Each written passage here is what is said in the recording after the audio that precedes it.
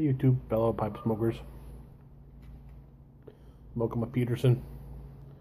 Smoking some Tinderbox Sunset, my favorite aromatic.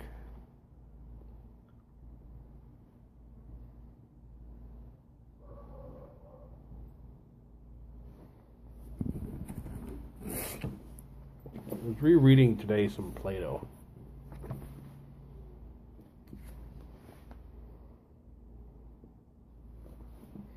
Specifically the Republic. Plato's Republic. I don't know if you guys have ever read it or had to read it or cared. Fascinating book.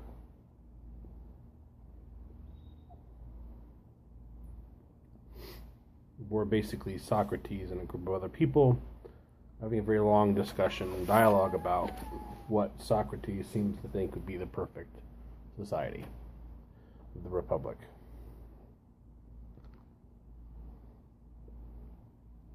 It's obviously way too long to go into on a short video.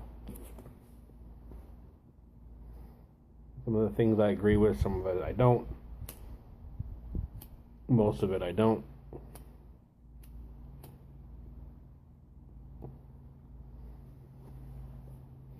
But one of the things I'm on the fence about,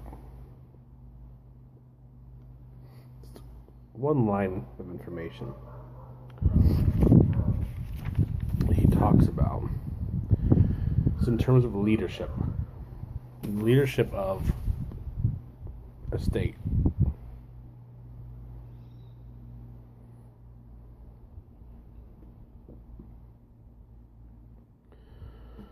Talking about the struggle for power, in which, in many men's eyes, is the great good, which is power.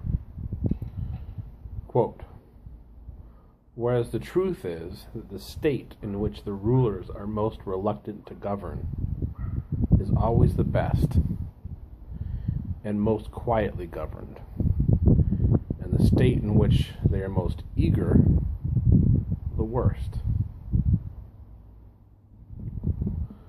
So in states where the rulers are the most reluctant to govern, those are the best rulers, those are the best states, those are the most quietly governed. States in which they are most eager to govern,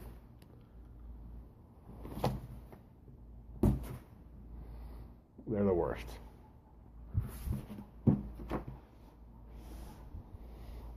I can see his point. Even 2,000 years ago, whenever this was written,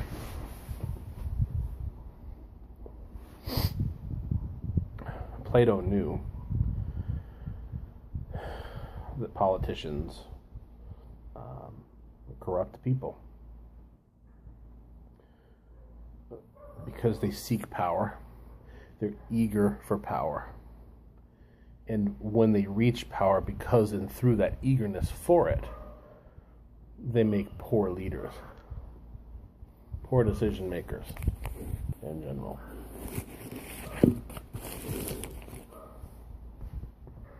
But those who are not eager to lead, well, they make the best leaders.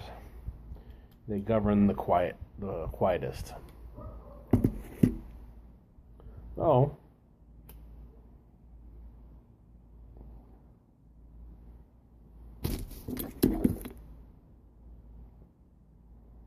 I was wondering about that. Is there an example today where you have people who are thrust into leadership positions that are reluctant to be in a leadership position? And those people who are they better leaders because of it? Are the people they govern better governed?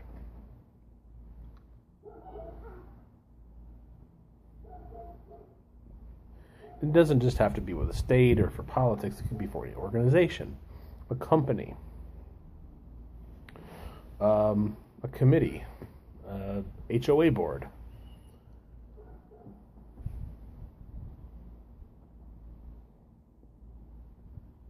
And I just don't know, because on one hand, if you have someone who's eager for leadership and eager for power, then I think perhaps they've put more thought into what they want to do. And sometimes that's good and sometimes that's bad. Well, the rare times that it's good things can come from that. But if you thrust somebody into leadership that is not eager to be there,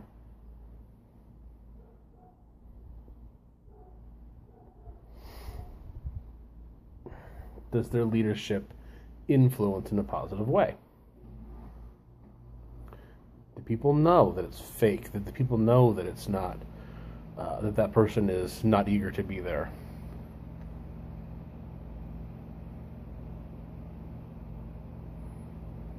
And thus they walk all over that person.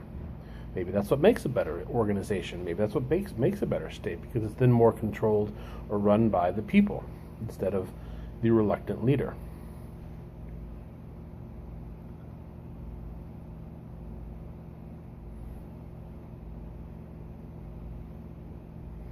I can't think of an organization off the top of my head, or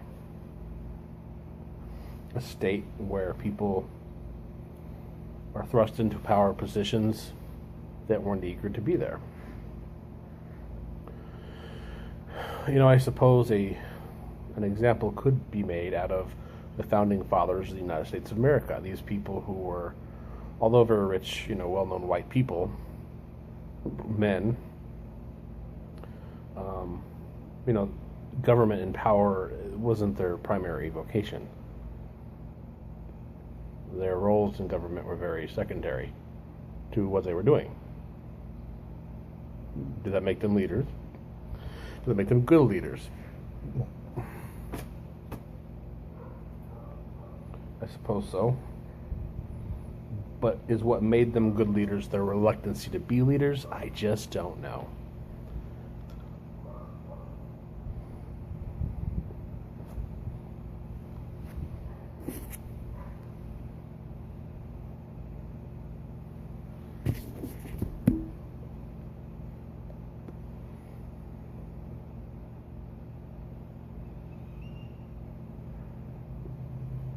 This is the same group of people who claim that all men are created equal, and most of them held slaves. I don't know.